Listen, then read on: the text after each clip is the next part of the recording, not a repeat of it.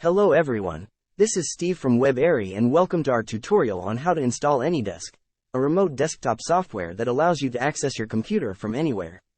In this video, I'll walk you through the simple steps to get AnyDesk up and running on your device. Open your web browser and go to the official AnyDesk website at anydesk.com. Once you're on the homepage, navigate to the download section. Here, you'll find versions for various operating systems such as Windows, Mac OS, Linux, and even mobile platforms like Android and iOS. Choose the version that corresponds to your operating system. Once the download is complete, locate the downloaded file. After the installation is complete, you can launch AnyDesk by either double-clicking on the desktop shortcut or searching for it in the Start menu. Once AnyDesk is launched, you'll see a unique AnyDesk ID assigned to your device.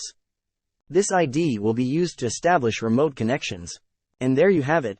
You've successfully installed AnyDesk and are ready to start accessing remote devices or allowing others to access yours.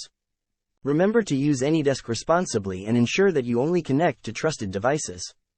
If you found this tutorial helpful, don't forget to like, share, and subscribe for more tutorials.